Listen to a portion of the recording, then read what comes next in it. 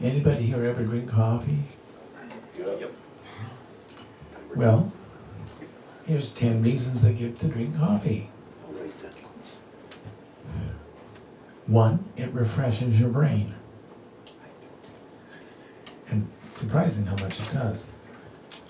The caffeinated coffee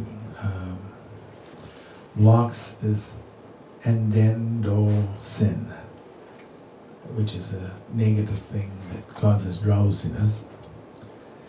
And the next is it helps your body burn fat. But not if you use half cream, half sugar with a drop of coffee in it. The third thing, it supplies antioxidants to your system. And these antioxidants is very helpful for people that eat meat, especially meat with high fat in it, or sugar and highly processed foods. It helps the body handle these better. It improves endurance and performance in sports. The International Society of Sports Nutrition notes that many studies have found that caffeine from coffee can increase sports performance, but only its effect may vary from person to person. That's what they put a disclaimer on. It helps prevent diabetes, especially if you drink it without sugar. 6, it fights liver cancer and cirrhosis.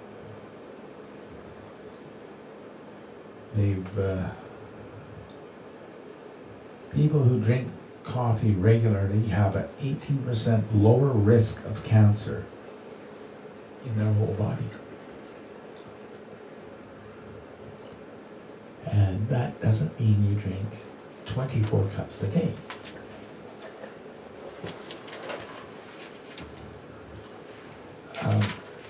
Seven, it helps prevent dementia. Everybody here loves dementia, right? No.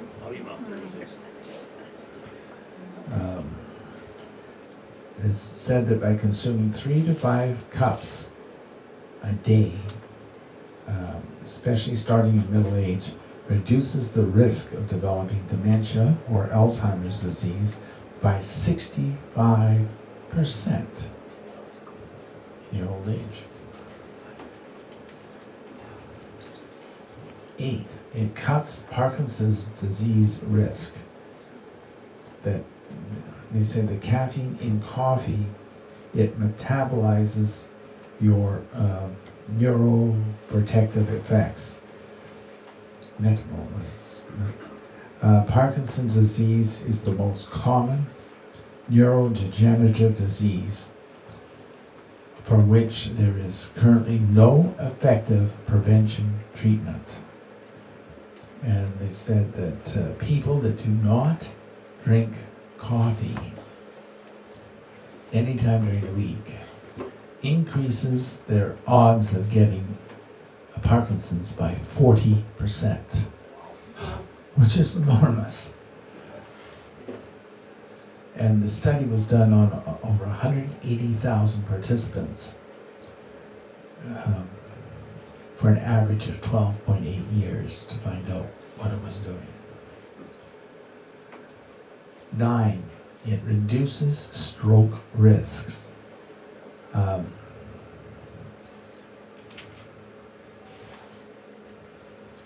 They said, pointed out that the drinking of half a cup to 3 cups of coffee a day can reduce the risk of stroke and other fatal heart diseases compared with non-coffee drinkers. Those who drank this amount had a 17% lower risk of death from cardiovascular disease and a 20% lower risk of having stroke. That's from half to 3 cups a day. reduces mortality and extends lifespan. Coffee has liver protective and anti-cancer effects that can help extend life. Studies found that people who drank 3.5 cups of coffee a day had a 15% lower risk of mortality than non-coffee drinkers. And they said, especially if you can drink it black without cream and sugar. But, What if you have just a little cream in it? Does that negate? well, it negates a bunch of it. They found that goat's milk is they say something about 82% more affirmative to your body and keeping these effects than any of the cream you should buy in the store. Even whipping cream falls in on that too, Yeah. because you don't need the sugar with the whipping cream. That's right. You definitely don't.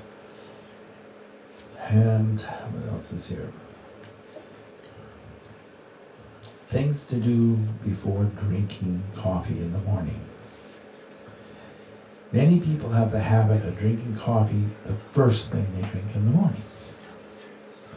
But if you drink it first thing, you may be missing out on some of the benefits. It is recommended that you do 2 things before drinking. 1, stay well hydrated. The body loses water while sleeping and will be somewhat dehydrated upon waking up. Because caffeine has a diuretic effect, stay hydrated before drinking coffee or tea. Have an 8-ounce cup of water. Sip on it until you finished it before you have your coffee. And then they said, this neuroscientist recommends waiting 90 to 120 minutes after waking up before drinking your first cup of coffee. He says, when a person wakes up, the body naturally produces cortisol, a hormone that helps one stay awake. However, having coffee too soon after waking can interfere with the effects of the cortisol. Waiting about 90 minutes before drinking coffee allows your body natural cholesterol levels to work to their best effect, maximizing coffee's benefit. And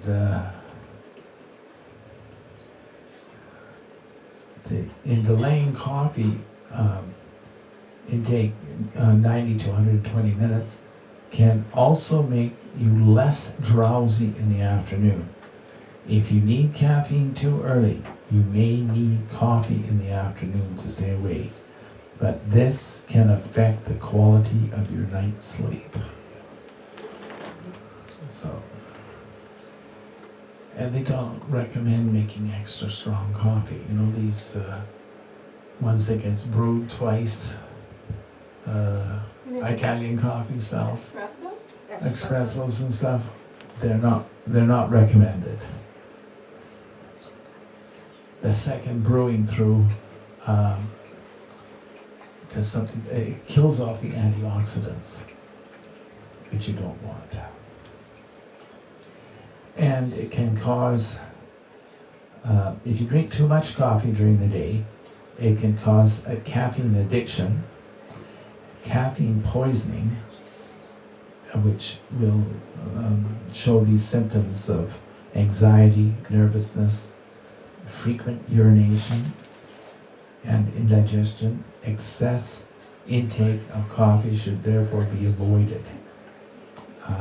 They're recommending 4 8-ounce cups of regular coffee. They do not recommend decaffeinated. And it says that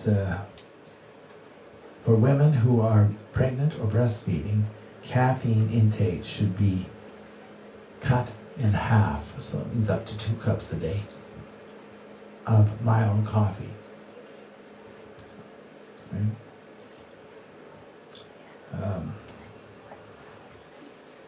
else did they have in there? And if you decide you're gonna you've been taking excess of amounts of coffee and you're gonna quit, they said quit gradually. If you're used to taking 12 to 15 cups a day, cut back by 1 cup a day until you're down to the 3 to 4 level.